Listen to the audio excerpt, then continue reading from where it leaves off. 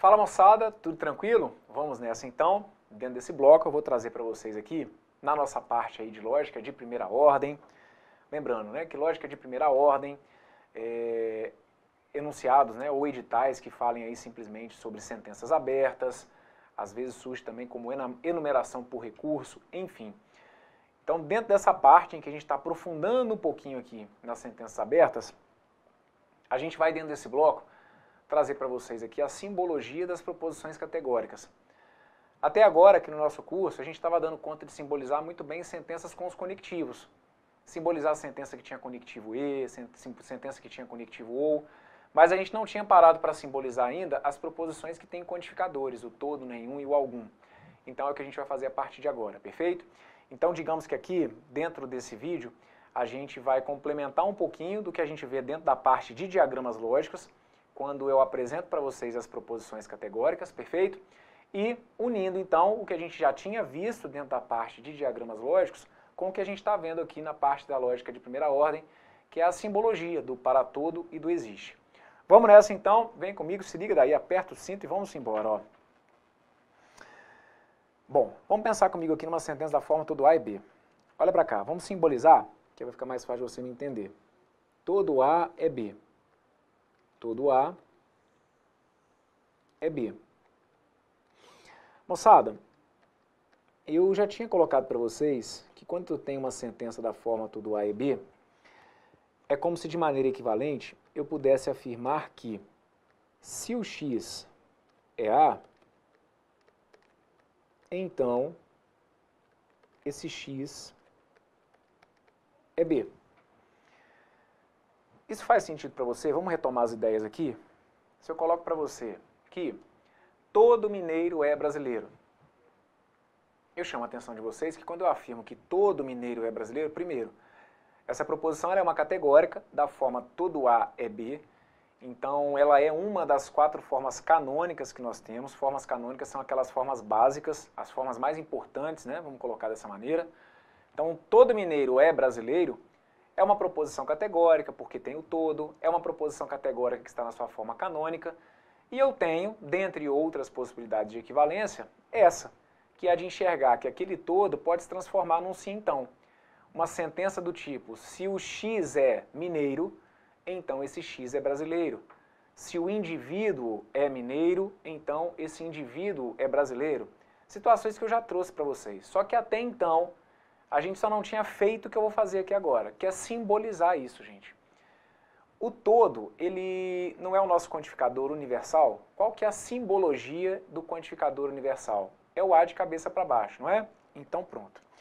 Se eu colocar para você essa sentença que está aqui, todo A é B, como que você vai representar essa sentença simbolicamente? Ora, representando o todo com o símbolo dele, que é o A de cabeça para baixo, e trazendo simplesmente o que a gente já trazia, que era a ideia de que por trás daquele todo eu tenho uma condicional.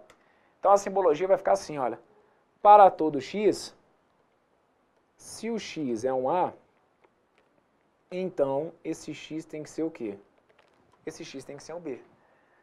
Todo A é B. É só você se lembrar que todo A é B é equivalente a isso que está aqui. Se o x é A, então o x é B. Isso, gente, eu já estava fazendo com vocês. A única coisa que eu estou incluindo agora dentro desse vídeo é que esse todo vai ser simbolizado dessa forma, como um para todo. E aí a gente deixa tudo indicado em função desse x, justamente para atrelar a ideia da sentença aberta, certo? Para todo x, se o x é um elemento de A, então o x é um elemento de B. Então o que pode acontecer é basicamente o seguinte, se eu coloco uma sentença igual a essa que eu falei para vocês aqui, olha, todo mineiro é brasileiro. Todo mineiro é brasileiro, ok? Todo mineiro é brasileiro, gente. Essa que está aqui já é uma simbologia que vale para essa sentença. Essa é a sacada que eu queria que vocês tivessem. Toda vez que for da forma todo A e B, qual que é o trabalho que você vai ter para simbolizar uma sentença da forma todo A e B? De simplesmente guardar isso que está aqui. E digamos o seguinte, essa sentença que está aqui, essa simbologia, ela representa essa proposição? Claro. Ela é uma condicional do tipo se A, então B. É como se eu estivesse dizendo para vocês que o meu conjunto A é o conjunto dos mineiros e que o meu conjunto B é o conjunto dos brasileiros. Agora, deixa eu te dar uma dica. Quando a gente simboliza categóricas dessa forma, é muito comum, não quer dizer que seja uma regra, mas é muito comum a gente pegar a inicial, por exemplo, aqui, olha, dos mineiros, né, e a inicial dos brasileiros, e representar como algo do tipo, para todo x, se M de x, ou seja, se o x é mineiro, então B de x, ou seja, então o x é brasileiro. Mais longe disso aqui ser uma regra. E você percebeu o detalhe? Ah, eu tinha simbolizado como para todo x, se A de x, então B de x. O que mudou quando eu adaptei para o que eu tinha ali? Simplesmente troquei, gente, o A pelo M, beleza? Só troquei a letra, porque a estrutura, essa é a sacada que eu quero que você entenda. A estrutura dessa condicional que está aqui, né, a estrutura da simbologia do todo A e B, ela não vai mudar. Então eu vou ficar com isso, olha, para todo x, se o x é A, então o x é B, ok? Muito bem, daqui a pouquinho eu vou voltar aí, porque tem uma outra possibilidade aqui, mas vamos caminhar que eu vou te explicar como que a gente faz para chegar nela. Dá uma olhadinha comigo nessa, que é a representação do nenhum A que é B. Nenhum A é B. A gente viu que nenhum A é B, eu posso representar assim, olha. Tenho aqui o A, tenho aqui o B. Perfeito? Nenhum A que é B também não é decoreba. A gente já falou sobre isso. E os diagramas vão te ajudar.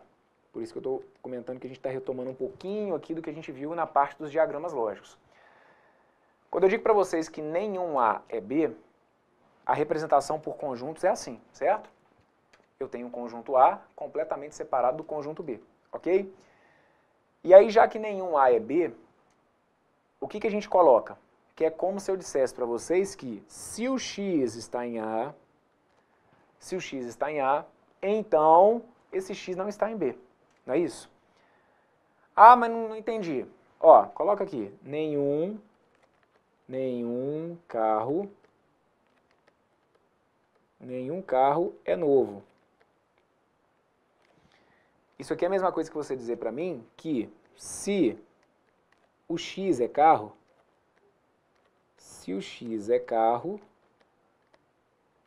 qual que é a conclusão que você chega? Se o x, imagina que esse aqui é o conjunto dos carros, ó, e esse aqui é o conjunto de tudo que é novo. Se o x for um carro, qual que é a conclusão que você chega com relação a ele nesse outro conjunto daqui? Se o x é um carro, então ele não está no conjunto daquilo que é novo, não é isso? Então a gente deixa indicado, olha, que se o x é um carro, então o x não é novo. O que você vai concluir disso daqui?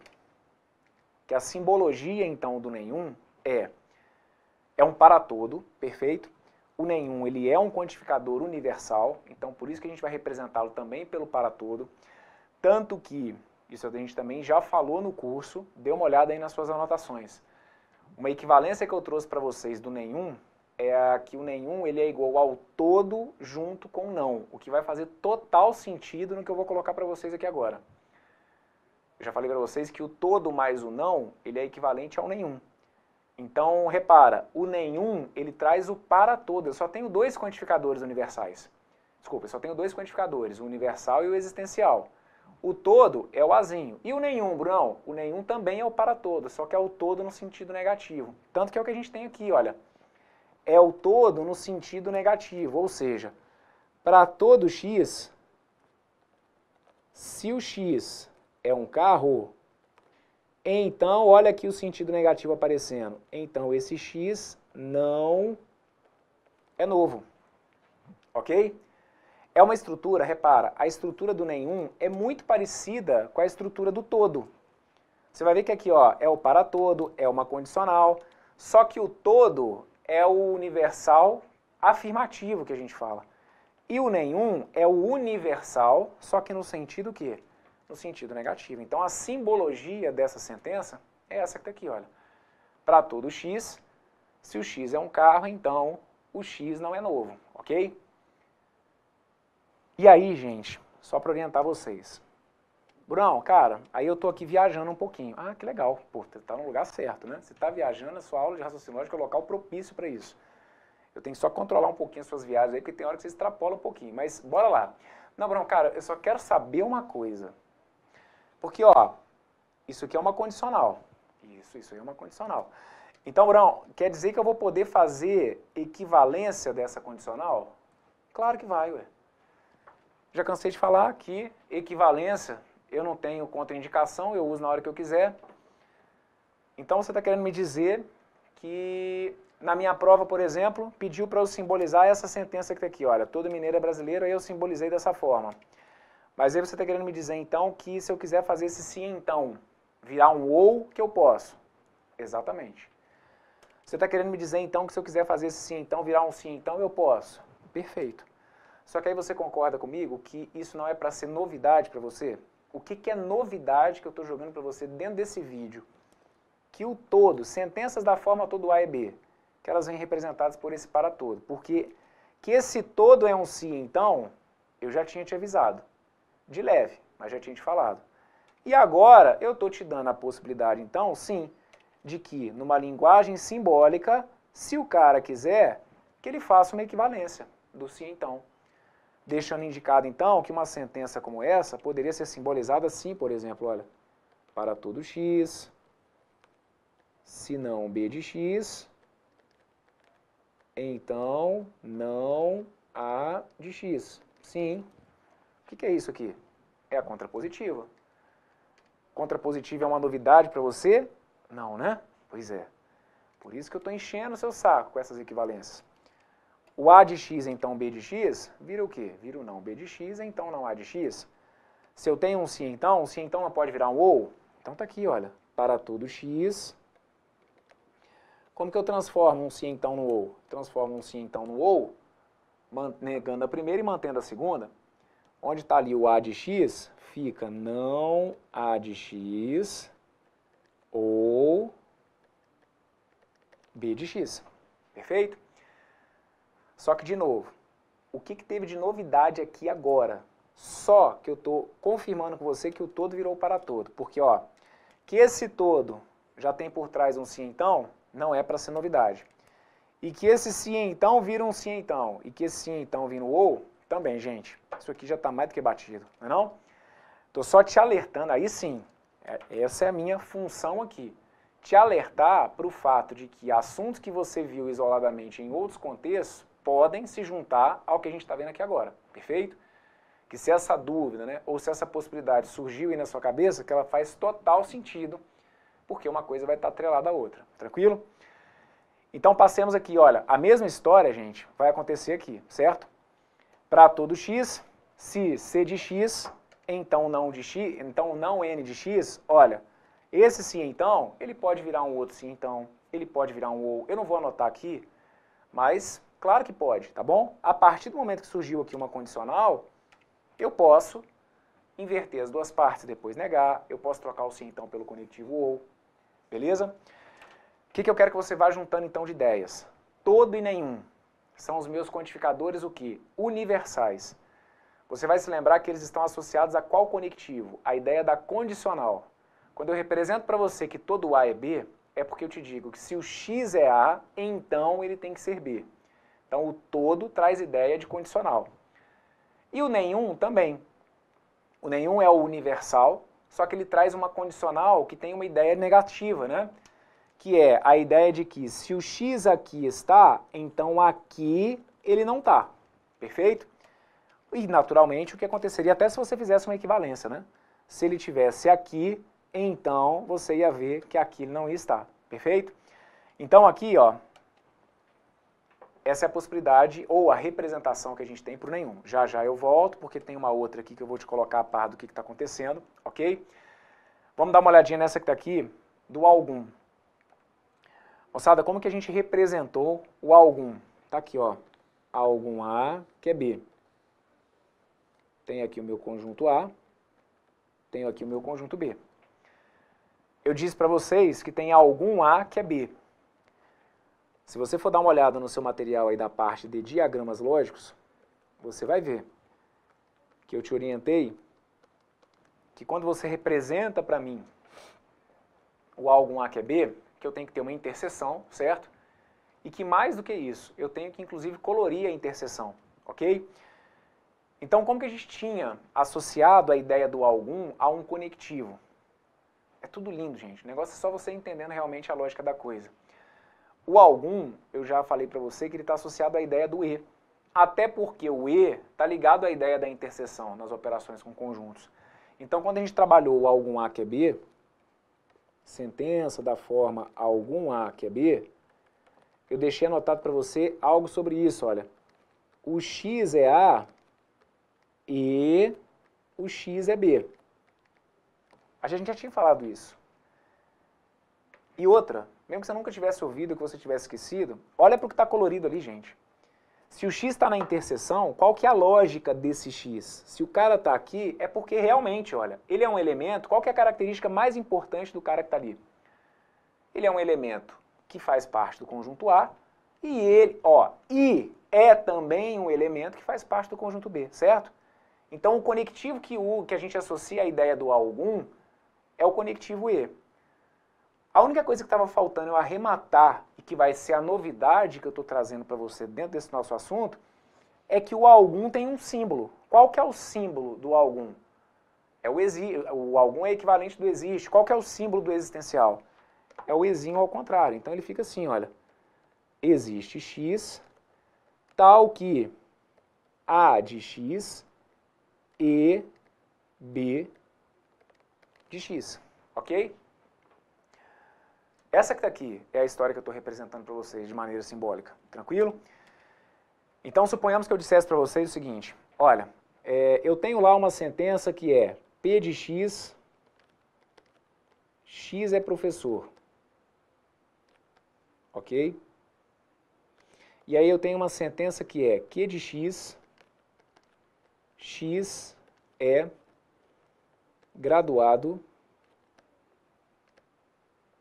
em letras. Perfeito? Suponhamos que eu pegue um enunciado que me traga essa definição. Considerando os predicados P de x, x é professor, e Q de x, x é graduado em letras. Represente simbolicamente a proposição. Existe professor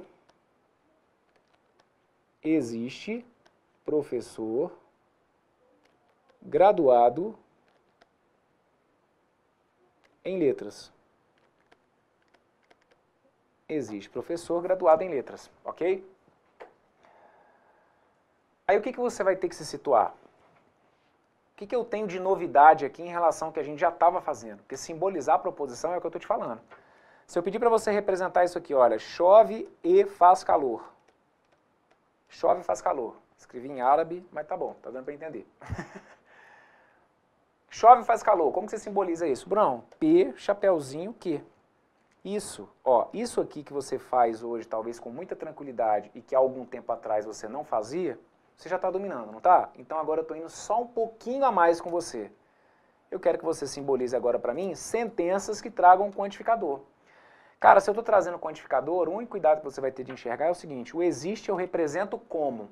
O existe eu represento com o ezinho, ao contrário. Então tá aqui, olha, existe um x. E aí agora eu estou te passando a manha para você entender o seguinte, quando é o algum, tem um conectivo que está por trás. Qual que é o conectivo que está por trás do algum? É o conectivo E. Então qual que é a lógica dessa sentença? Quando eu digo que existe professor graduado em letras, é porque eu estou te dizendo que o cara é o quê? O que está escondido por trás disso? É porque eu estou te dizendo que o cara é professor, certo? E que ele é o quê? Graduado em letras. Não é isso que fica subentendido? Então agora você vai só simbolizar isso para mim, dizendo que existe um x tal que a característica x é professor, eu pedi para você representar como se fosse o quê? Como se fosse P de x. Então fica assim, olha, existe um x tal que P de x e é também graduado em letras. É graduado em letras, vira Q de x. Acabou. Essa é a simbologia da minha sentença. O que eu percebo que talvez causa um desconforto em vocês? É justamente essa história de eu ficar enfiando x toda hora. Porque se você tira o x, entende a essência do que você está fazendo aqui, olha. Você está mostrando para mim que tem o existe, olha aqui, ó. E que quando o cara é professor graduado em letras, é porque você entendeu que ele é uma coisa e outra. E que aí você está representando aqui com E. Porque de resto, gente, é só enfiar o X, olha. Existe X, tal que P de X e Q de X. E por que a gente usa o X? Justamente porque a gente trabalha com a ideia dos conjuntos, né? E que é como se esse X fosse um elemento qualquer aqui daquele conjunto. Então conseguiu perceber qual vai ser a simbologia de uma sentença da forma A algum A que é B? Vai dando uma repassada comigo em tudo que eu estou colocando para vocês dentro desse bloco. O que são ideias importantes? Estou te passando aqui os segredos. O que são ideias importantes? O todo está associado a si, então, no sentido afirmativo. Então, quando eu falo do sentido afirmativo, é porque aqui, olha, a condicional fica se A, então B. Quando eu falo do nenhum, é um universal, só que com sentido negativo. Acontece a primeira, mas não acontece a segunda. Se é carro, então não é novo. Mas a sacada é, nenhum vira sim então, como para todo. Tratou de uma sentença que tem o algum é existencial, olha o símbolo.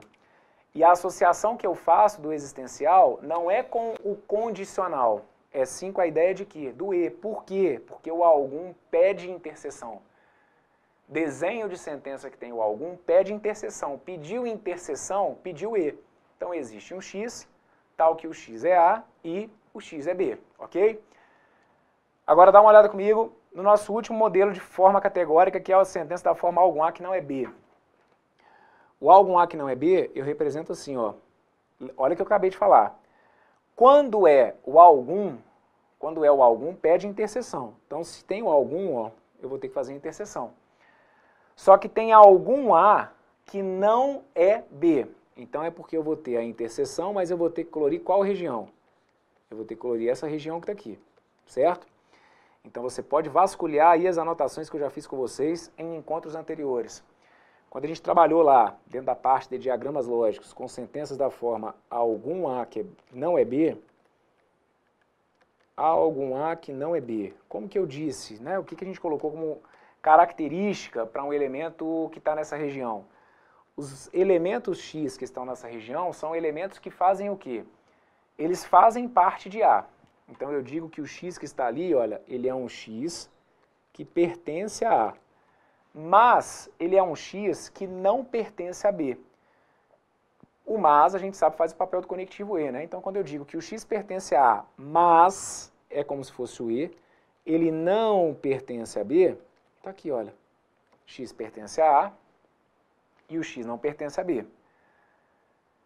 Isso a gente já tinha visto. O que está faltando, o que estava faltando eu colocar? Só isso aqui na frente, olha. Que a simbologia dessa sentença é: existe X, tal que o X pertence a A e que o X não pertence a B. Ok? Detalhe. Brão, equivalência para o E, a gente tem alguma? Não, né? A gente nunca identificou assim uma equivalência muito importante para o conectivo E, a não ser a troca do E pelo próprio mas. Então, dessas formas categóricas, dessas simbologias que a gente viu aqui agora das categóricas, quais que são as chances que eles têm, onde que eles têm mais chance de poder criar problemas para vocês, criar possibilidades? Nas representações do todo e do nenhum. Por quê? Como a representação do todo cai em condicional, e como a representação do nenhum eu também atrelo a uma condicional, e como condicional apresenta proposições equivalentes, aí sim ele pode brincar talvez mais naquela parte. Porque de resto, representação do algum no sentido afirmativo é direto. Algum no sentido afirmativo foi esse exemplo aqui, olha. É o existe X, o E da interseção e afirma os dois. Se o cara é graduado em letras, é porque ele é professor e é graduado em letras, né? E se eu coloco aqui esse algum A que não é B, é porque existe um X, tal que esse X está em A, mas ele não está em B, ok? Muito bem. Então, se eu coloco para vocês uma situação como essa, né? Olha, eu digo para vocês o seguinte, P de X, vamos colocar aqui, ó, A de X, X é ator. B de X, X é, sei lá, argentino. E aí eu peço para você representar que algum ator não é argentino. Ok? O que ia caber a você na hora da prova? Ah, tá tentando me pegar, meu amigo? Tá pedindo simbologia de categórica? Olha, tá achando que eu ia cair, né? Nada, aqui tá tudo dominado. Simbologia de proposição categórica. O Bruno me lembrou que eu tenho que simbolizar o quantificador. Qual que é o quantificador que eu tenho? É o algum. Beleza. O algum é o existencial. Então o símbolo desse cara é esse aqui, ó. O Bruno também falou que quando é o algum, o conectivo que está atrelado é o e. Isso. Então lá dentro do predicado você coloca um e. E essa sentença que está aqui é o algum no sentido negativo. É o algum ator que não é argentino. Então como que você simboliza isso? Dizendo que o cara tem a característica de ser ator. Então eu digo que existe um X, tal que esse X é A, que é a característica aqui, olha, ser ator, mas ele não é argentino. E como que eu defini o que não é o argentino? Eu chamei de B. É como se fosse o nome que eu dava lá, a gente não dava o nome das proposições, proposição P, Q, B. Aqui eu chamei a minha sentença aberta, que nesse contexto aqui vai virar um predicado, chamei X é argentino de B. Dizer então que o cara não é argentino, isso daqui vai virar o quê? Vai virar não B. Tá aqui, gente, a simbologia da sentença. Ok? Só que aí é o que eu falei, o que carrega isso que está aqui e o que faz com que muitos de vocês olhem e tipo assim, nossa, não, mas é muito complicado. Talvez seja só essa quantidade de X que a gente coloca, porque de resto, ó, é o algum que vira o existe e entender que o cara que não é ator, que ele é ator e não é argentino. É o A e não B. Ok? Tá bom. Pra gente ir fechando esse bloco aqui, vocês estão vendo aí que em todas as anotações que eu coloquei, você vai ver aqui, ó, todo A é B. Só dando uma repassada então, ó. Todo A é B. Olha aqui, foi essa simbologia que a gente analisou aqui, tá bom? Então o que está anotado aqui foi o que a gente analisou. Só que aí tem essa possibilidade que está aqui também, olha. Pô, Bruno, tô achando isso aí confuso, cara. Não é não, deixa eu te explicar uma coisa. Vamos lembrar do que a gente também já viu dentro de diagramas lógicos. Se você está tendo dúvida nesse vídeo, eu te aconselho fortemente a dar uma olhadinha no seu material da parte de diagramas lógicos, o que nós comentamos nas aulas desses assuntos, tá bom? Porque está puxando uma coisa com a outra aqui, certo? Uma depende da outra, sim. Então, quando a gente trabalhou dentro da parte de diagramas lógicos, a gente viu a negação das proposições categóricas. A gente viu, por exemplo, e a gente já bateu aqui na tecla disso no nosso curso, a gente viu que a negação do todo A é B, ela pode ser feita com o algum A que não é B, não é isso? Algum A que não é B. Tá lembrado disso? Ah, todos os carros são azuis. E como que a gente já falou sobre isso? Que para desmentir que todos os carros são azuis, eu digo que tem algum carro que não é azul, concorda? Para dizer que todos os carros são azuis, eu afirmo que tem algum carro que não é azul. Então, para desmentir que todos os carros são azuis, eu nego falando isso, que tem algum carro que não é azul. Então, vejam, o que está representado para vocês aqui é justamente o que de maneira escrita a gente está acostumado a colocar assim, olha, que o todo, ele é a negação de quem? Do algum. Por quê? Deixa eu te falar uma coisa, concentra nisso que eu estou destacando aqui. Tenta ler isso aqui para mim, ó. Existe X, tal que o X é A e o X não é B. Esquece essa negação que está na frente. Concentra só nisso aqui, ó. No existe X, tal que o X é A e o X não é B. Até tirar daqui, ó, pra você não ficar olhando. Ó. Concentra nisso aqui. Cara, tenta achar pra mim. Essa frase é qual?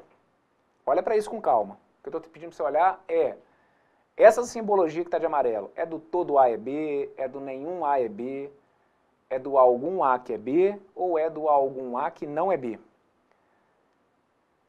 Esse cara que está aqui, ele acaba sendo quem? Ele acaba sendo o algum A que não é B. Foi o que a gente acabou de ver aqui. Perfeito? Ó, tá aqui, ó. Esse cara, ó, o algum A que não é B, tá aqui, olha. Ele é o existe X, tal que o A de X e o não B de X. Então aqui, o que a gente está deixando indicado para vocês? Que como o todo ele é a negação do algum A que não é B, eu posso simbolizar dessa maneira. Ao invés de representar o todo dessa forma, eu posso representá-lo como a negação da sentença dele. Né? Qual que é o oposto do todo? Não é o algum A que não é B? Então eu represento o algum A que não é B e coloco o não na frente. A mesma história sobre a negação do nenhum. Lembra comigo, como que eu faço a negação do nenhum? Para negar o nenhum A que é B, eu não digo que tem algum A que é B. Negação do nenhum A que é B. Ela não é feita com algum A que é B? Como que a gente representou o algum A que é B? Vai lembrando que a gente falou aqui dentro desse bloco mesmo. Algum A que é B. Concentra. É o existe X, tal que o X é A e o X é B. Essa foi a simbologia do algum A que é B. O nenhum é a negação dessa frase. Então, simbolicamente, eu posso representá-lo assim, olha. Para todo X, se A de X, então B de X. Tá aqui, olha. Não, ó, isso aqui, opa, é o contrário, esse aqui. Esse aqui é o algum A que é B, tá vendo, ó? O que eu estou te dizendo é que o nenhum, ele é a negação do algum A que é B, perfeito? E assim a gente seguiria com as outras. Você vai ver que o existe, o algum A que é B, ele é a negação do nenhum. Isso aqui é o nenhum, tá bom? Ó, isso aqui é o nenhum. A negação do nenhum A que é B vira quem? Vira o algum A que é B. E a mesma história aqui. O algum A que não é B é a negação do todo. É a negação do todo A que é B. E, gente, olha, isso aqui tem que fazer total sentido mesmo. Porque faz uma coisa aqui para mim. Pega essa sentença que está aqui, por exemplo, olha, e nega essa sentença que está aqui, por exemplo. Agora vamos fazer o seguinte, vamos negar isso que está aqui, tá vendo? Olha, isso aqui é uma negação. Isso aqui a gente viu. Como que eu nego isso que está aqui? Bora lá. A negação do para todo, o que que vira mesmo? Lembra o que são as segundas leis de De Morgan? Que a gente tem que negar o quantificador e negar o predicado? Cara, olha como que tudo tem que fechar, claro, de maneira lógica. Eu estou te dando a possibilidade de trazer essa simbologia como se fosse a negação dessa. Ah, mas eu não sei se isso está fechando não. Deixa eu te mostrar que fecha. A negação do para todo não vira o existe? Então tá aqui, olha, existe X, tal que A de X é então não B de X. Como que eu nego? Fala pra mim aí, como que eu nego um sim então? Não tem que negar o predicado e também o quantificador? O quantificador eu neguei, nego para todo como existe. E nega o sim então. Como que eu nego o sim então? Negação de sim então, eu mantenho a primeira e nego a segunda. Negação de B de X vira o quê? Vira B de X. Olha aqui o que a gente tinha, ó. Tá vendo por que elas são equivalentes? Por que eu posso escrever isso que está aqui como dessa forma? Porque se eu negar isso que está aqui, eu volto exatamente o quê? No que eu tinha antes. Então, claro que as regras naturalmente têm que fechar realmente de maneira coerente, perfeito? E aí, não dá para, infelizmente, eu passar a mão na sua cabeça e falar o seguinte, Bruno, cara, olha só, eu vou guardar essa. Eu acho que isso aqui não vai cair, não. Deixa eu te falar uma coisa. Se eu estou colocando aqui, é porque eu já vi cair. Então pode aparecer. Como eu sempre falo para vocês, os cursos aqui, eles vão ser sempre feitos na medida, beleza? Eu não posso, como eu sempre coloco, para não fazer você perder tempo, nem eu perder tempo. Eu não posso falar nada muito acima do que eu imagino que possa ser a sua prova e também não posso deixar você abaixo, certo? Então, essa possibilidade da simbologia com as negações, você pode ter certeza que é importante, porque eu já vi isso aí aparecer. Então, uma situação em que o cara, além de cobrar a simbologia, cobra também a lógica da negação, né? O que seria a negação do todo? Pô, a negação do todo é algum junto com o não. Então, ao invés do cara simbolizar o todo, ele simboliza o todo como a negação do algum A que não é B. Perfeito? Bem, informações importantes dentro desse bloco. Como eu falo para vocês, tem que ter um tempinho aí para digerir. Dê uma repassada, vá dando uma olhadinha nas anotações que você fez aí. Se tudo que você vai passando o olho aí fez sentido. Se achar que tem alguma dúvida, volta um pouquinho e me acompanha. Na sequência, no próximo bloco, eu vou trazer para vocês um exercício de fixação, que vai ser justamente para a gente pegar o jeito sobre como que a gente pode simbolizar proposições categóricas. Perfeito? Então fica comigo, que eu já estou voltando aqui com a minha galera do Estratégia Concurso. Um forte abraço, valeu!